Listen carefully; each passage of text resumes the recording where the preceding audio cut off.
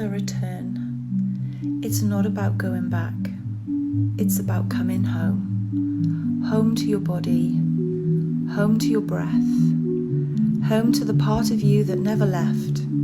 It only grew quiet.